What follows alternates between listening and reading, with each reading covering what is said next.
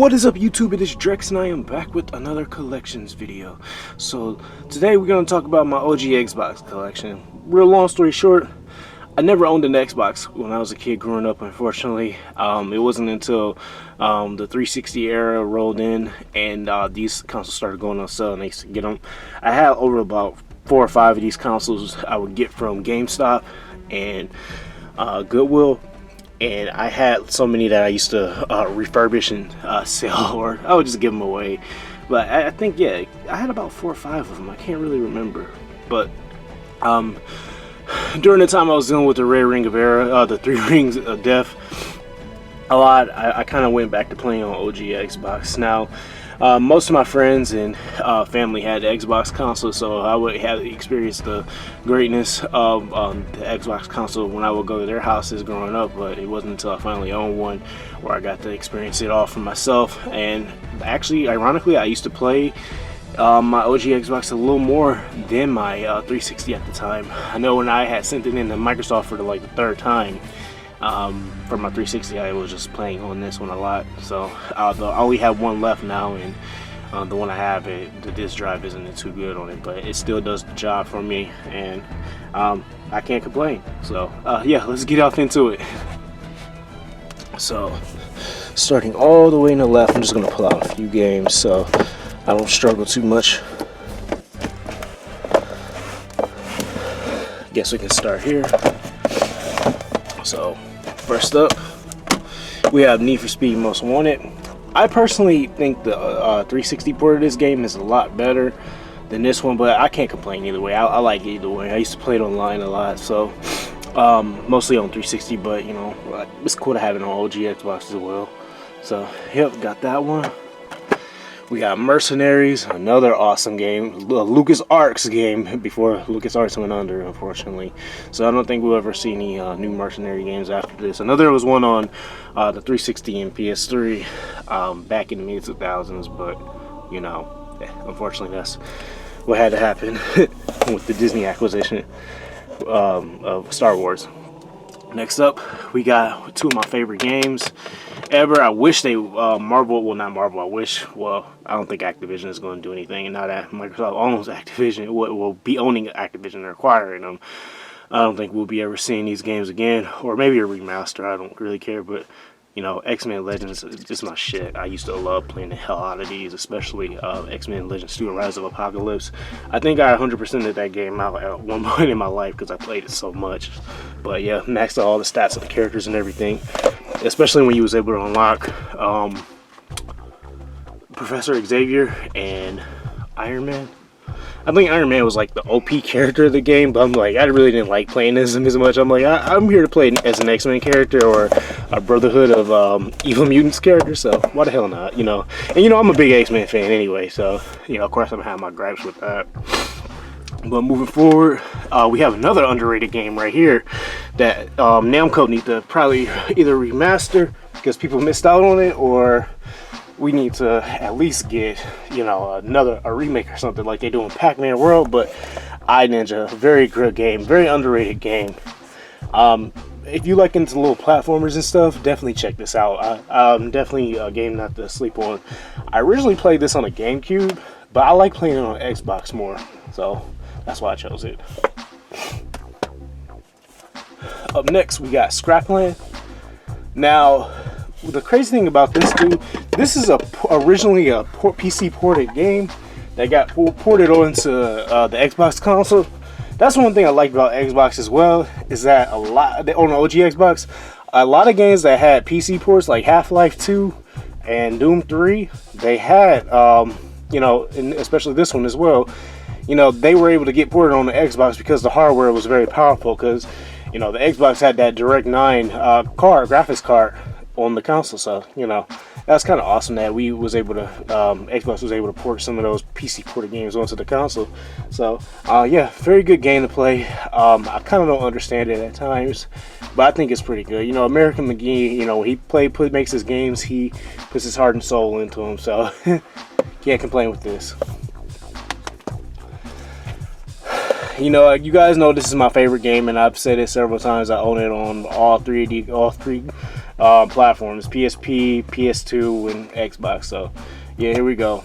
Warriors, my favorite movie and my favorite movie-based game. So yeah, of course I have it up in here. Next up, we got Harry Potter and the Prisoner of Azkaban. Now, no, I did not pay $40 for this. I think that was like a GameStop. Damn it, a GameStop tag at one point. But yeah, no. But it was one of my favorite Harry Potter games in the series. So I said, why the hell not? You know, just put it in my, collection. I like this one and the Sorcerer's Stone a lot. So, not a big Harry Potter fan or big, or big into the video games. But, it's a handful of the games I actually enjoy. Next up, we got Evil Dead Fistful of Boomstick. I really wasn't a big fan of this one personally.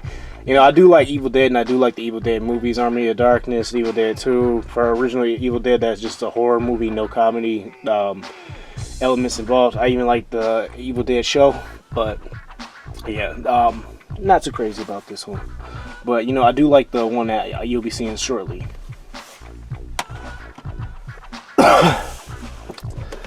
Oh hell, well I might as well put these together then. So you guys saw me stream that. That was like the last game I streamed, Sands of Time. Thank God Xbox on my Series X is backwards compatible and that. So, I like the idea of playing that on there. So yeah, love Prince of Persia. I bitched about it, how it's one of my favorite games. I wish Ubisoft would come back to this formula. I don't think that the game is going to be remade, but if they do go through it, they have my blessing. I just hope they do it the right way. That's all I say. So not to sound like an entitled prick or nothing, but love the hell out of Sands of Time. Very underrated title. Shout out to Ruin Mamba, because he actually told me that the guy who voices Peter Parker in Spider-Man on from the PS4 game, the PlayStation game, he actually voiced the Prince. That's crazy. So I'm just not figuring that out. So, the thing about these games is that they were known for being very hard at some points. And Sands of Time, I feel like it's pretty moderate. I wouldn't even say moderate. It wasn't as difficult. It's just about the timing and being patient. But when it came to Warrior Within, that's when it mattered, because that's when they stepped up on the difficulty a lot more. I personally felt Warrior Within wasn't really my favorite of the series, and I kind of felt like they wasted no time in giving a mature rating on it. But for what it is, I like it for what it is. I'm not a big fan of it. I like the Two Thrones a little more. But, I'll definitely say Sands of Time in my eyes is always a masterpiece. And, I can always sit down and enjoy and play this one too. So, a lot of people probably might disagree with me on this and say, no, Warrior Within is better. I'm like, well, that's another debate for, another time. So, another one of my favorite games, San Andreas. Of course, I got it on the Xbox, on it on our platform, on a PC, PS2, and of course Xbox. So, you guys know this already. Nothing special there. We got Matrix Path to Neo. I gotta be honest. I know you guys are probably gonna say it's weird as hell. I'm not really much of a big fan of this game. It's a good game. Don't get me wrong. It's a great game to play. It's not as bad as a lot of people said it was out to be, but I would take Enter the Matrix over this one. And I know like a lot of people say, well, why? Because you actually played through Neo's story in this, through all, 3 of the movies. And I was like, well, the thing is, I think what kind of stops me, what kind of makes me not like this game sometimes is because it's the controls. And I don't know. I think like once I start entering the parts where I played through the Enter the Matrix game, in Matrix Reloaded, I think that's where I kind of just feel like, I don't want to play through this anymore. So, I beat it before, but it's just like, it's not, I don't know, for me it's just not a game I really am too crazy about. But if you're a huge Matrix fan and you love Neo's story and stuff, you love the trilogy, definitely go ahead and play through it, and I'm a big fan too, but, I personally prefer Enter the Matrix over it. I think it's probably because, you playing as 2 different characters in the series. I mean, even though they are canon, Ghost and Neobe's character are canon, but, for what it is, it's a good game to play. So, if you just want to, play like a, action adventure game, in Matrix, there you go. But well, I wouldn't say another shitty game, but this one is shitty for what it is. And as I said several times, this is in one of my another 10 crappy video games I actually like. DBZ sagas.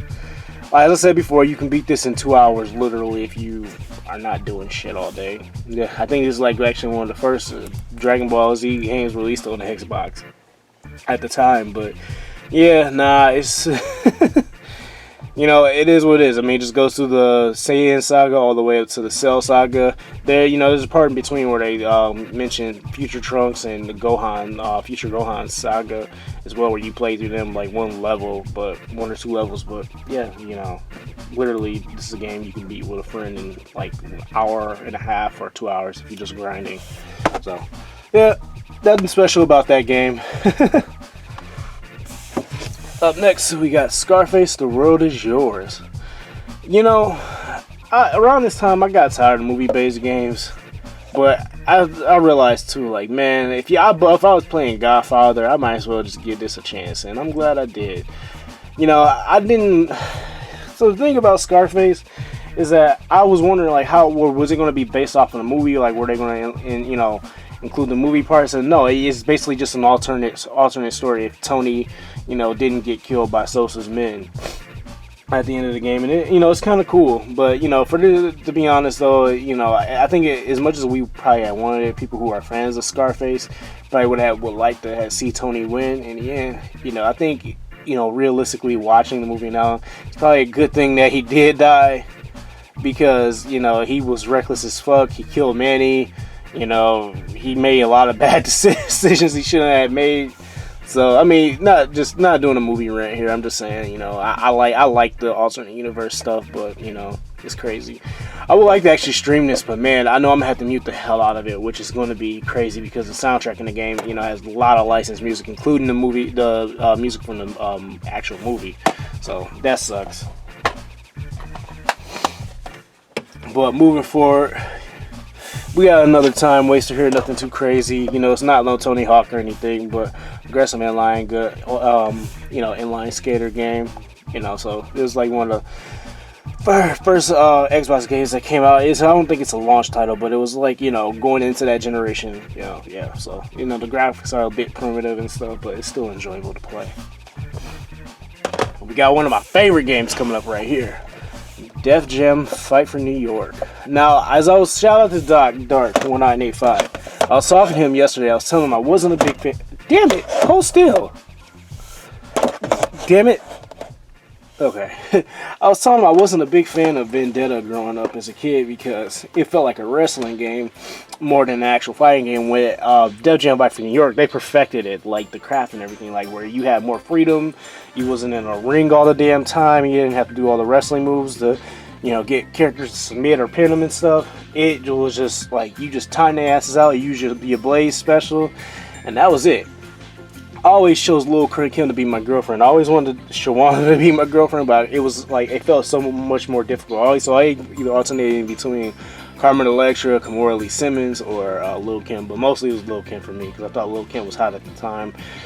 Unfortunately, the sister looked kind of crazy now, but love Def Jam Fight for New York. I'm not surprised that this game is like up there in value. I'm glad I got this for when I did, because yeah, prices on this game is crazy now. Like my buddy Ham Solo got this game for like almost $70, and like the case wasn't even authentic, none of that, the artwork and stuff. So I'm like, shit, that's terrible. I think even you're paying damn near $70 for, or hell, even more just for the Platinum Collection. It's not the original release, so that's another bummer as well. Another damn good game to play, Dead or Alive Extreme Beach Volleyball. I'm surprised they don't release these on the Xbox anymore. You can get them on the Switch and PlayStation now, but either way, I still like them. Not much to really say about Dead or Alive. So you want to see hot anime babes and nice bikinis, busty bikinis and stuff. There you go. So. Next up, we got Crimson Skies. I'm surprised Xbox hasn't really done nothing with this series anymore after this. I mean, I like the fact that it is backwards compatible on the Xbox Series X, but I'm just like, damn, maybe they could like remaster some more, just, you know, I don't know, make another one in the series. But it is what it is, you know. But at the time being, this was like very groundbreaking with the release of the Xbox, you know, at the time. So I can understand, because I remember playing this in the Best Buy as a kid, and I was like amazed with it. I was just playing through the demo. So yep, Crimson Skies. Nothing too special about Midway Arcade Treasures 2. I got it on my arcade, and I got to use it on my arcades in another room. I got most of the, you know, home ported games of this, but I still like it anyway.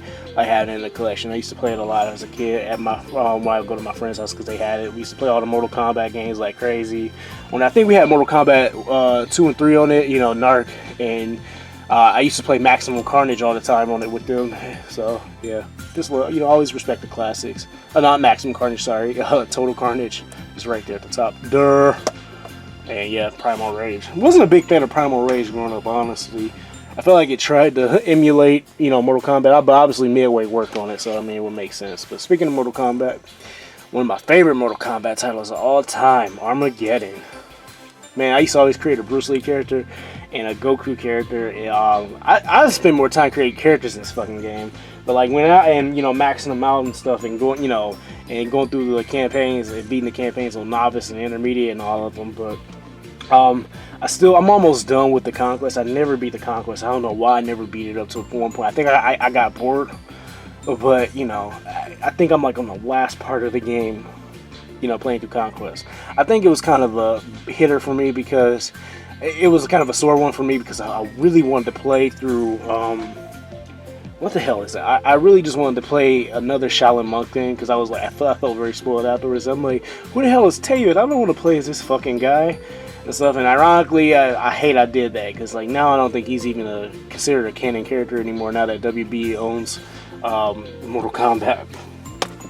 You know, they bringing in some characters back, like Bo Raicho and stuff, but you know, it's a lot of other characters I actually liked, and Armageddon, that's not in there. But yeah, keep moving forward. One of my favorites, you know, Blood Rain. I can still get Blood Rain someday, but yeah, definitely fuck with Blood Rain. You know, this is one of TK9's favorite games, so yeah, shout out to TK. I'm gonna put these two together. We got The Suffering and The Suffering, the Ties That Bind. Very awesome game to play. I actually like the fact that the game kind of makes you choose your ending and stuff.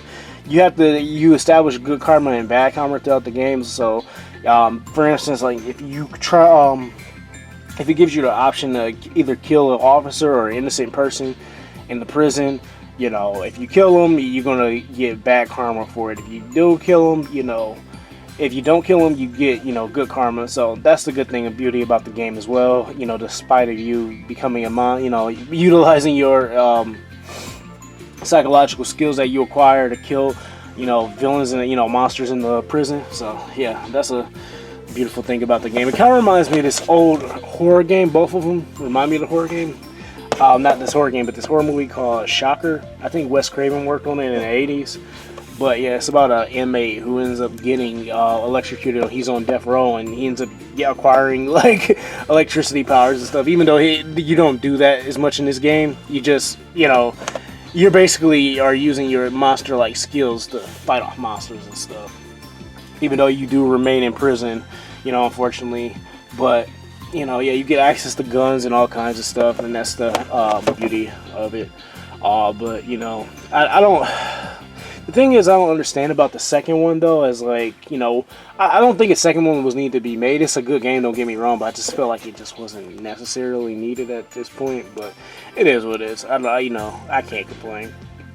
But you know, I think it ended on a cliffhanger, and of course it did. And unfortunately, you know, not long ago, like a few years afterwards, you know, Midway went under, and that was it. So I don't think they ever, you know, that series will ever be revisited again.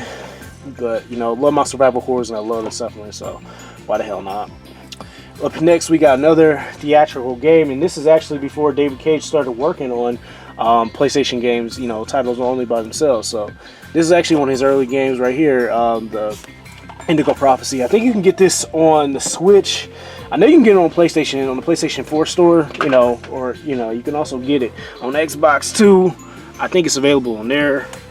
And I don't know if you can get it on Switch or not, but yeah, one of David Cage's earlier games. This is actually, you know, I don't like using the title cinematic or, you know, theatrical kind of game, but you know, this one is, you know, one of the first ones, you know. And David Cage, if you ever played through David Cage games, you know that, you know, that's what you're going to be dealing with a lot. You're going to be making decisions and stuff.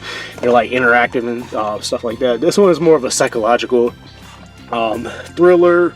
I say like a horror, you know, kind of game. So yeah, one of my favorites. So I like it a lot. Mystery involved in it. So another one of my favorites, Freedom Fighters. I used to play this online a lot. I think I played this online all the way up till 2010, like when they finally closed down. I think it was 2010 or 11 when they finally closed down the OG Xbox servers. But yeah, I was playing this a lot. This is one of my favorite online games. I was still playing this in Halo 2 online. So on OG Xbox. So speaking of Evil Dead, this is one of my favorite titles in the series. Regeneration. I don't know why this one is going up in value neither, but I actually had this listed as one of my favorite survival horror games. But you know, I'll always remain faithful. You know, faithful when I say this is one of my favorite movie-based games next to the Warriors. So it's not canon in the series, unfortunately. I don't think it is, but it's still a great game to play. I'll put all three of these together.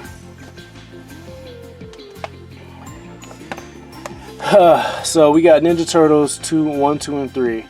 So the thing about these, I'm gonna just make it really quick. These are good, especially Battle Nexus and Battle Nexus and Mutants Nightmare 3. The problem is though, they just got repetitive. Like they tried to recapture the old arcade, formula where you play as 4 players and friends and stuff, but I like them, but that's the best way to play them if you don't want to get too bored easily, because you will get bored probably after a while beating them. Unfortunately for me, I don't get too bored playing the first one as much, especially if I'm playing a single player. But if you're going to play them, you're most likely going to want to play them with friends and stuff. I don't think these really captured the magic of the classic Ninja Turtle games growing up as a kid, but I still like them personally, so I got them on my list. Another one, Wolverine's Revenge. I wasn't too crazy about this one neither, or that Incredible Hulk game that came out based off of that movie that year in 2003. But it's still a great game to play. If any Wolverine game I'll take is Wolverine Origins on PS3. So that Activision did too. So this is more so based on Wolverine's Weapon X years, like in the beginning, and then before he joins the X-Men, and when he joins the X-Men afterwards. So it's kind of cool. But Wolverine, I think I'm probably not a big fan of this because it really didn't follow the X-Men 2 story as much. It was like a whole nother game, which I guess wasn't too bad, but I like it. Very good time waster to play. So I stand firm on it. I like it. I'm looking forward to the upcoming PlayStation Wolverine game we're getting. So we got Ninja Gaiden. Hold on, let me find Ninja Gaiden Black. I'll put them both together. I personally like playing the one on the left a little more because it's not as difficult as Ninja Gaiden Black is. Ninja Gaiden Black, if anybody knows, the game was just a fucking mess. It's not a mess, it was just like fucking difficult as hell. I mean, they all difficult, but I felt like this one's a little more easy. But I beat Ninja Gaiden Black, and I was telling Doc yesterday, I said, man, when I finally beat that game, I said I took the poster from my cousin to his disc case, and I finally hung it in my room. I hung that shit like it was a trophy because that game was so damn difficult. But nevertheless, this is a series. It's a series I fuck with. I never got a chance to play the ones going forward. I actually have them. I have the collection on my Switch, so I need to get through that soon. But yeah, I beat them both. I beat this one twice, and I beat this one once. But yeah, love my Ninja Gaiden. Love the Ninja Gaiden games on Xbox. It was very revolutionary at the time for me personally. So, yep. I'm gonna see if I actually got the poster in here. If I got a poster in here, I'm definitely gonna hang it up in my room. No poster. Damn. Oh well. Oh, I'm looking through the Ninja Gaiden Black booklet. Look, I didn't know they had the games available on mobile at one point. The original trilogy or the original game. That's wild. All right. Keep moving forward. We got Jade Empire. I obviously don't play this one as much like I used to. I wonder if the servers are still online or available. I'm pretty sure it's available on PC, but I like it. I never really got a chance to play it online, unfortunately, though. But I didn't beat it either. I think I'm like close to doing it. Like I maxed out my character and stuff. But yeah, I like Jade Empire. Now this is I don't even think this game is canon in the Final Fight series anymore, and I think they're trying their best to distance themselves from it. Like now that they merged the Street Fighter and Final Fight stories together, like how they did, like based on like how they really did, like they are really trying to distance themselves like way far from this, because like they really just got Guy and Cody's character like in the Street Fighter stories in between, like for I think it was like for 4 where they was mentioning like how Cody was in jail and stuff. Anyway, Final Fight Streetwise, you're playing against Cody's brother in this, and like I didn't beat it. Like I know I'm at the last boss, but I couldn't.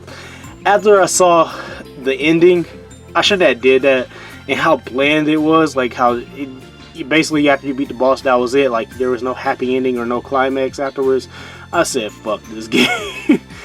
And I mean, to be honest, for what it is, it's not all that. I don't know why this game got expensive. It's like so expensive. I only spent $2 on this like back in high school.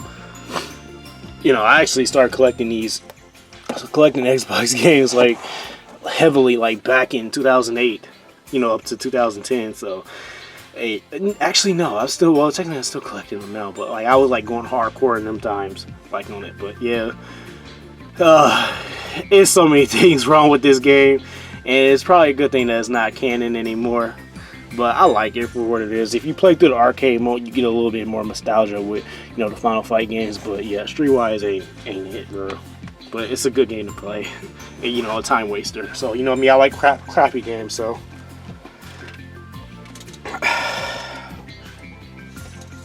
okay, put my ring light there to give you some more light.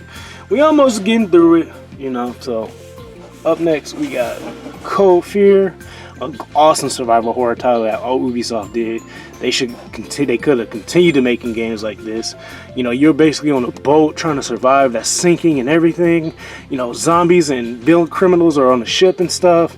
Everything is like coming at you. It's like amazing playing through this. So I got that on there for me. I love Cold Fear and I love my survival horrors. We got Toe Jam and Earl 3. I actually like this one a lot. Don't have the same formula as the original Toe Jam and Earl, but on the Sega Genesis. But it is what it is for me. I like it. I like playing as all 3 characters and stuff. I love the soundtrack. Love the voice acting. Love the everything. It's an urban hip hop kind of environment when playing through it. So that's why I got it up there for me. One of my favorites. And it was a Sega game at that. That was an exclusive to Xbox. Okay. Shenmue 2. A masterpiece, man. I'm not bitching about Shenmue 3, but man, I don't think they can recapture the greatness of, Shenmue 1 and 2. I don't think, the guy is an independent developer now, and Sega's not publishing these games anymore, so he ain't got much help. But man, like, going back and playing through Shenmue 2, even though part 1 is one of my favorites, I'll say that Shenmue 2 is my favorite on the Xbox. Moving forward, and I think story-wise is a lot better, even though it's a lot longer. But you can tell like he really put a lot of his time in on this one, a lot. So that's why I have it up there. It's in my top 10 Xbox games easily. So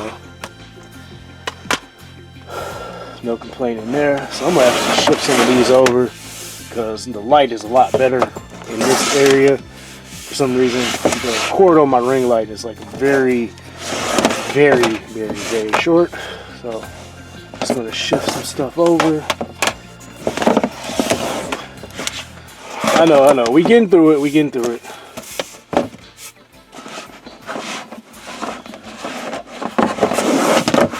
Alright.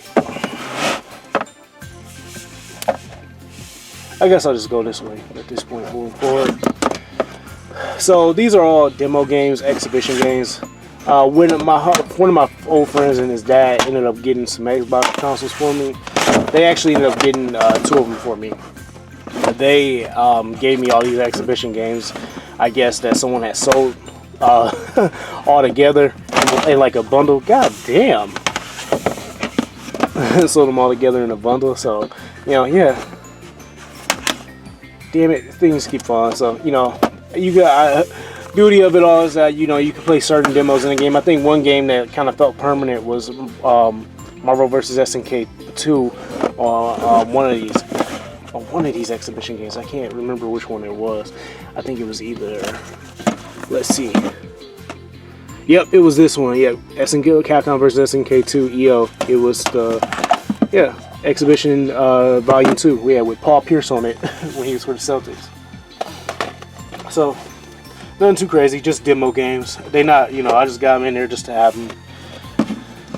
So up next we got The Punisher. I actually streamed this. I haven't finished it yet. I might go back to streaming it. I don't know. I kind of got bored with it after a while, to be honest. But it's good to have in the collection anyway. It's a very violent game. You know, I can understand like why, you know, THQ and Marvel will probably not do games based off of The Punisher ever again. You know, yeah, well, you know, except with the exception of the one that was on Sega Genesis. But yeah, moving forward, we got Hedgehog. Nothing too special about this game. You know, it's a good time waster. A lot, you know, some like to argue, say it's a great game. It ain't that bad, you know. It ain't that good neither, but you know, I'll have it in the collection for the hell of it, you know. So I like Sonic games, so there's a lot of crappy Sonic games I like. Hell, I like Knuckles and Chaotix, and that's, you know, Knuckles Chaotix, and that's not a good one, but the soundtrack is pretty badass.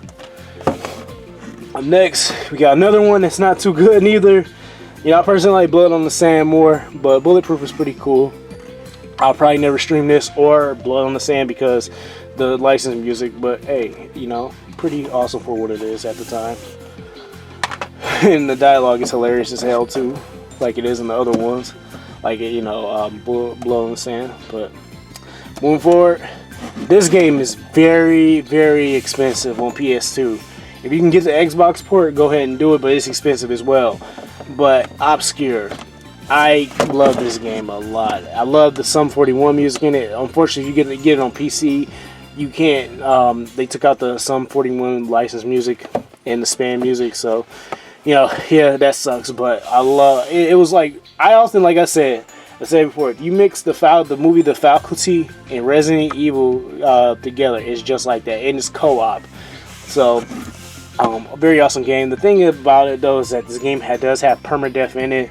So if you are trying to really get 100% this game and get through it, get the real good ending and stuff, I mean, I don't think it really matters. You know, you want to make sure all the characters survive in this. So that's all I gotta say, because it carries on into the next Obscure game, which I haven't played, but it was only released on PS2 and Wii. So, yep. We got Sonic Heroes. Obviously, this is one of the first Sonic games that debuted on Xbox. So, you know, I think it was one of the last good ones of the series until, you know, Unleashed came out in Generations. So, you know, I praise this one a lot. I'll play it over Sonic 2006 any time of the day. So, yep. Up next, we got Dead or Alive Ultimate. So, obviously, this is just... I don't want to call them remakes, but I think it's just remasters of Dead or Alive 1 and 2. So, yeah, I mean, that's what it is. And it got the Aerosmith music in too. So, yeah, nothing too major. If you played them on Dreamcast, you know, Sega Saturn or Dreamcast, then you know. I got the first Dead or Alive on my Saturn, a Japanese port of that game, along with Dead or Alive 2 on my Xbox, on my Dreamcast, but I got like a burnt disc port of it, so I'll probably say it's like an unofficial copy of the game. Here we go. Kung Fu Chaos. I don't think they could ever make a game like this with as many stereotypes in it. I don't want to say it's a racist game, but it definitely is very racially insensitive. But it's a fun game to play. I like it. Good fun, you know, local multiplayer game. But yeah, you know, if they ever even tried to revisit this game, I don't think it would do it. And yeah, you can obviously see it's kind of racially insensitive now, you know, on the cover. I'm not gonna say nothing else though. Alright, sorry I'm grunting a lot, like I'm crouching. I'm a big tall dude, so like I'm reaching underneath, I'm like crouching and stuff. Try, because this is where my Xbox games are, like on a very lower shelf, so just bear with me. So we got Gun on the OG Xbox, one of my favorites. I actually like the Xbox 360 port of this game a little more too, but you know, for what it is, very fun Western game. I don't think it's like anything like Red Dead Redemption, but you know, very good story in it overall, so I like it a lot. Next up, we got another popular, well, not another popular, I don't think Brute Force was really popular, but 1 second, I'm trying to adjust myself. I got Brute Force for OG Xbox. I only played it online a few times, but man, I wish I could play it again online and experience it a lot better. But yeah, I actually like playing through this. It kind of felt like a game I played on Nintendo 64, and I can't think of it off the back of my head right now that I used to play local multiplayer. But yeah, I used to love the split screen and multiplayer in this. And you know, we used to play online with each other, do death matches and stuff, going out to kill each other, or we do other missions where we would team up and play through the campaign co-op. So yeah, this one, like Xbox was like really like experimenting a lot with local 4-player, and I just wish they would go back to some of that sometimes with that, with the games, because a lot of the games they had like really was like pushing that, you know, with the exception of Halo and Gears, you know, with the co-op and stuff. But I wish they would like do local 4-player games like that sometime again. But it's not a deal breaker that they're not doing it anymore. Up next, we got another Xbox title, first party title that Namco did exclusively for them, Breakdown. A lot of people say the game is complex, but I have to say, Breakdown was pretty awesome. It was a groundbreaking game, and I wish they would go back to this series personally, but can't complain. You know, love Breakdown. Up next, we got Ultimate Spider-Man, and this one was a little difficult personally, but I liked it a lot because it was based off the Ultimate comic series. It was way before they introduced Miles Morales in, but yeah, you get to play as both Venom and Spider-Man in this, and that was the beauty of the game. And I hope with the upcoming Spider-Man 2 game that PlayStation is releasing, you could do that too. Like, you could play as 3 characters. I know you're going to be playing as Miles Morales and, you know, Peter, but obviously I hope they, you know, include parts where you play as both, you play as Venom as well. So, just another Sega racing game, nothing too special. So, nothing for that I personally care about like that. Oh wait, what? What? Oh, Jet Set Radio Future? Oh, say no more, man. I love Jet Set Radio Future a lot. I think almost anybody, even if you wasn't an Xbox fan or owned the Xbox, you had Jet Set Radio Future. I don't care what anybody say. You had to have had it. So, you know, obviously this was 2 games in one, you know. So, I never owned the copy of Jet Set Radio Future alone. But, you know, there's not much to really say about that one. You know, soundtrack is on par, everything. So, another one of my favorites, Burnout 3 Takedown. You know, I think it was one of the last racing games I enjoyed, because I was like going full Need for Speed afterwards. This came out like I think around the same time as Midnight Club 3 Dub Edition, but man, you know, I can never get too tired of this game. You know, I even when I have my son down here and I'm playing on it on my CRT TV, like he'll just sit in my lap and just watch me crash cars and you know, just do reckless shit, and he just sits there and laugh at it. Now, I love the Blade movies, but I really wasn't too impressed with this game.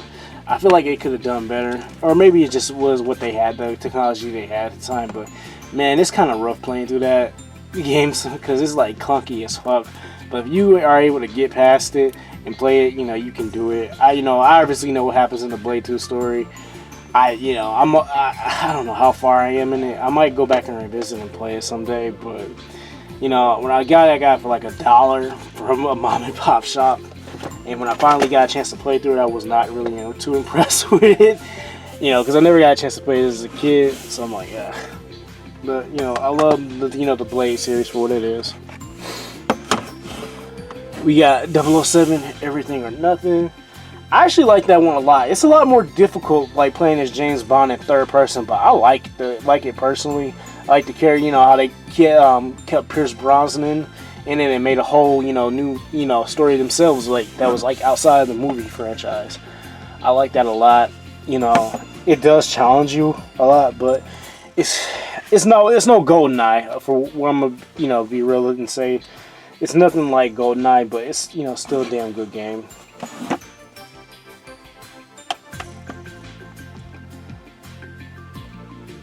Forward. Now, I know a lot of people are probably gonna laugh at me, but I love this one, especially playing it 4-player. It makes it amazing. I like the Shrek 2 game personally. I know he's basically a meme at this point, but this game is amazing. You know, you can get this done in like 2 hours, you know, to be honest, even though they include parts that's like outside of the movie. But yeah, it, you know, for what it is, I like the game a lot. So okay, moving forward, we got Conker's Live and Reloaded. It's basically the, you know, remake of Conker's Bad Fur Day. So I played the online a lot back in the day, so big fan of that. We got Panzer Dragoon Orta, one of my favorite. Not a big favorite of it. I think Panzer Dragoon 2 on the Sega Saturn was a lot better. So, you know, got that up there. Moving forward, we got Phantom Dust. I can't believe that game is like worth damn near $200 now, because that one guy, I'm not gonna name names on YouTube, but you know, one guy just said it's one of his favorites, and one of the influencers said it, and like now prices of these retro games go up again because of these content creators. And yeah, that I'm gonna avoid bitching. I'll say that for another video. You know, obviously they're the reason why them games go up in like value like that.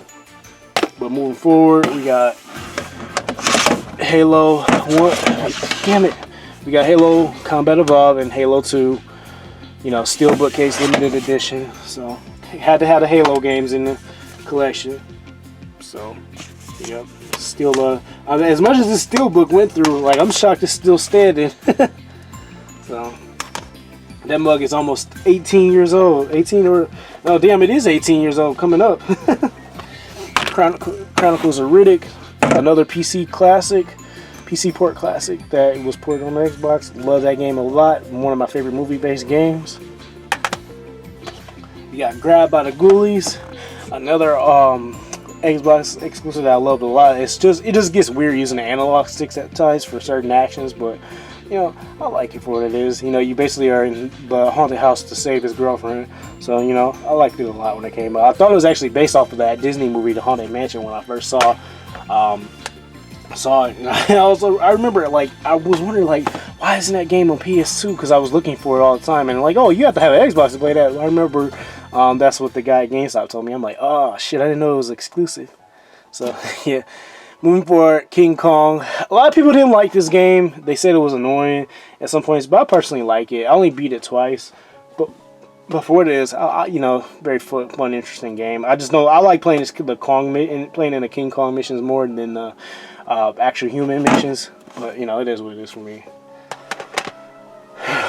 And last but not least, we got Gun Valkyrie on Xbox. One of my all-time favorite titles, and it was published by Sega. But yeah, awesome fun shooter. It's based in the Victorian era with, you know, a lot of advanced technology and stuff. And I thought it was just like, you know, very cool story to play through. So, you know, you can actually get this on the Xbox store as well, or it is backwards compatible. So I don't know. I think I might stream it someday. You know, not a crazy, not a, you know, very impactful story, but for what it is, it's just very fun gameplay. So yeah. But that's it for my video. Hope you guys enjoyed this. I'm going to try and get some more content out later. You know, I've been very busy as hell because I'm transitioning into my new job. So once I'm, you know, fully transitioned in, you know, I'll definitely start, you know, shooting out more content. But other than that, this is Drex, and I'm out, and I hope you guys enjoyed the video. Peace.